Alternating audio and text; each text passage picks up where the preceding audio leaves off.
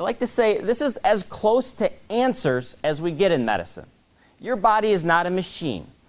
I can't tell you exactly how you're going to react to any medication, whether that be prescription or a vitamin or supplement. And these trials are the very closest thing we can get to true answers in medicine. Unfortunately, with many of the vitamins and supplements you may be taking, there's very little of this information available. We often will combine these big clinical trials in something called a meta-analysis, where we combine dozens of these big trials. Now we're talking about tens of thousands of people. These are the studies that often hit all the news channels. A big meta-analysis, we studied 20,000 people who were taking vitamin C, and here's what we found. So think about these buzzwords when you hear the news story on the news. Was it a randomized controlled trial? It's an important word that you may hear. How do you access this kind of information? This is the thing that as physicians we do on a daily basis. You come to us with a new question in clinic. Perhaps we don't have the answer right at our fingertips. We're looking at this literature and these randomized controlled trials to try to come up with answers to improve your health. Well, I can't expect that you're going to be able to scroll through all the medical literature. It's challenging enough for us as physicians to keep on top of all this information. So what would be a good way to access it easily? And I think this is one of the key points I want you to take from this talk. There are millions of different sites you can go to get information on vitamins and supplements.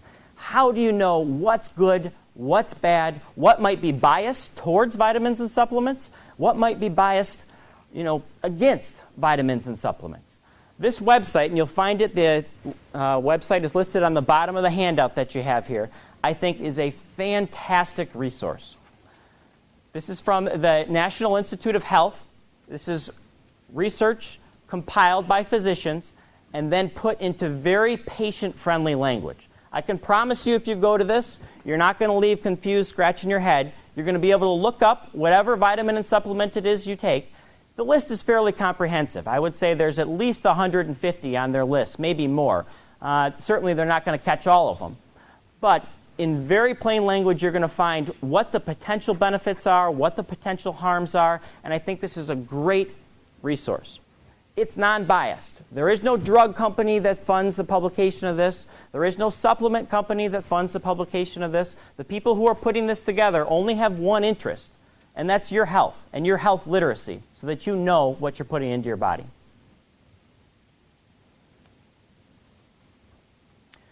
So that's a good way to review what the medical literature, what the true, clinical studies say about what vitamin you're taking. In my opinion, equally as important is how does the vitamin make you feel? You may go to that website and you may find out, I'm taking this vitamin B complex and I thought I was taking it for memory and it says it doesn't do much for memory. But I think it does. And I think that's a very fair and valid point. And I would encourage you to be a little bit scientific about how you look at your vitamins. Specifically think about, have I ever been off my vitamin for an extended period of time? If I think my vitamin makes me feel stronger, maybe I should stop it for 3 weeks and see. If I definitely feel a difference, in my opinion, as long as there's no well-established harm to that vitamin, that's something that you should continue. It is benefiting you. There may not be perfect evidence out there. As I mentioned, we don't know all the facts about every medication. But if that medicine is making you feel better, and you've proven it somehow, often the best way, again, is to just stop it for a couple of weeks, see if it makes you feel better. Or maybe when I started that vitamin, boom, a week later or a month later, I clearly felt better. That's important to me. And it should be important to you, and it's a very valid reason to be taking a medication. Even if you may hear on the news or you may hear in the medical literature or that website that vitamin isn't necessarily effective. As I mentioned, you're different than your neighbor. Maybe this vitamin is going to work in you, but you ask your spouse or you ask your family if it worked for them, and they say absolutely not. You may feel bad, like, well, if it's not working for them, why should I be taking this? No, I still think there's a valid reason to be taking it again, if for you personally, you feel better with that vitamin or supplement.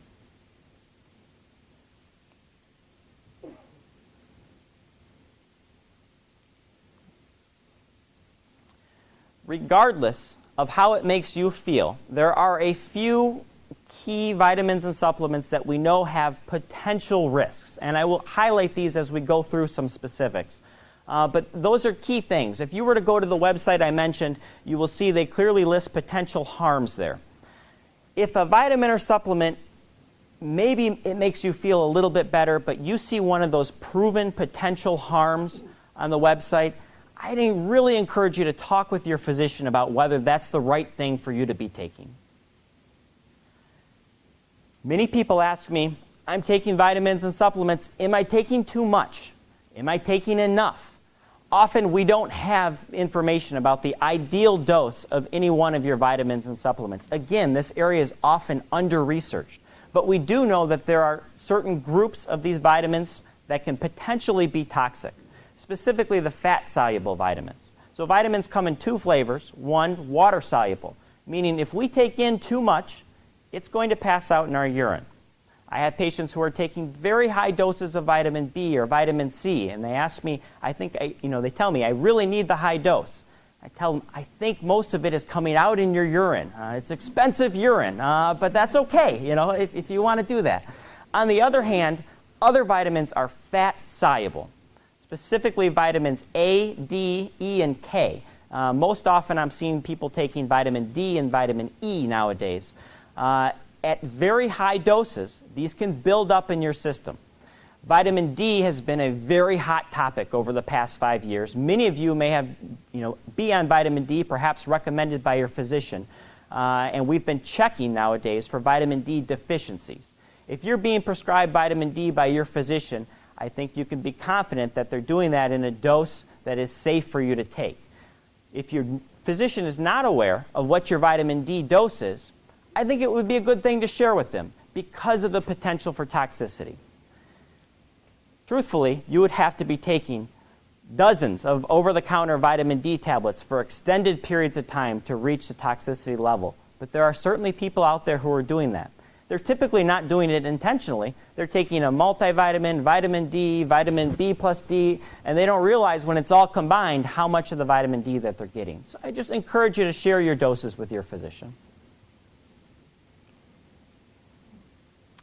Again, for the harms of these medications, the website is going to be fantastic. I'm going to hit on some.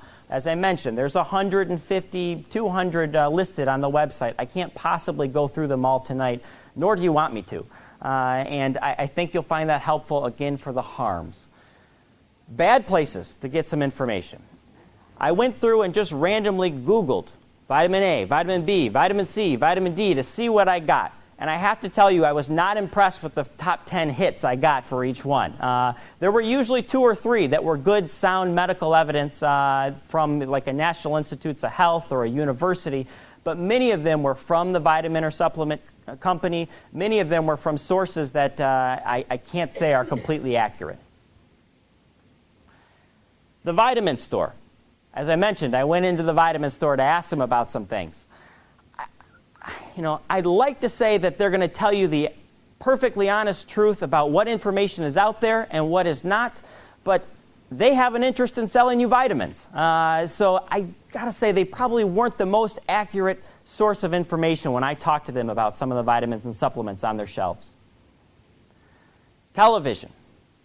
I've yet to see a good advertisement for a vitamin or supplement that I thought truly had accurate information.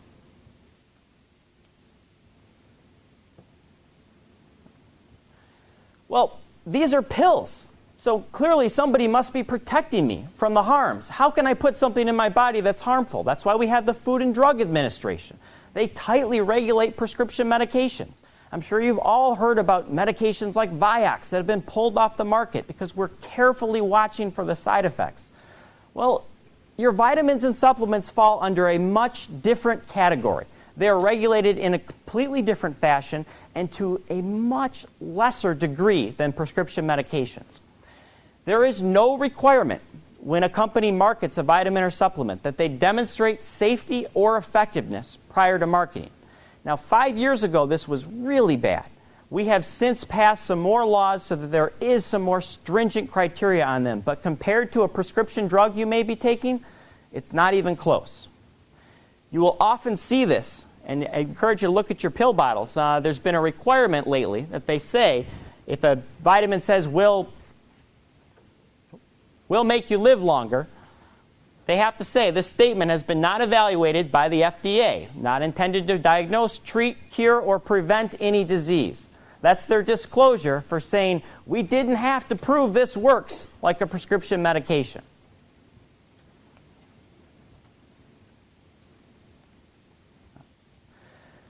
The last thing I encourage you to do is review the cost trade-offs, as I mentioned.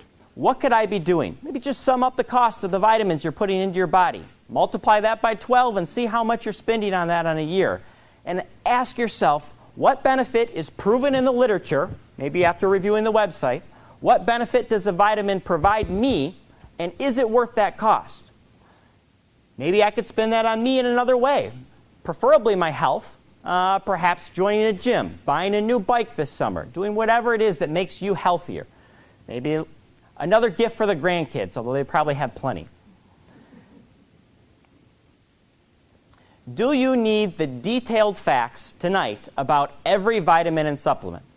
I'm going to try to provide some, but I really want to argue that no, you don't, in part because if I told you the detailed facts about what we know about vitamin D today, well, things can change, often very quickly with unexpected results. This is my daughter with her first experience with Santa Claus this winter.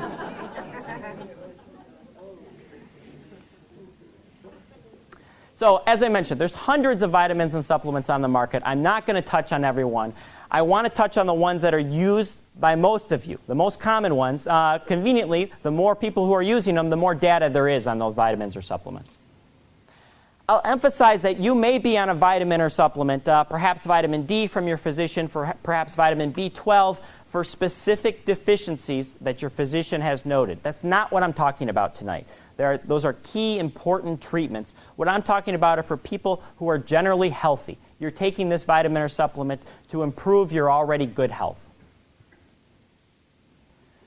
I want to hit on some definitions before I go through a bunch of individual vitamins.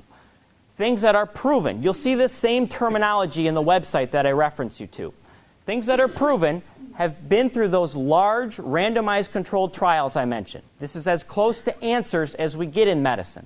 Unfortunately, as you're going to find, I'm going to put up very few things that are proven in those trials.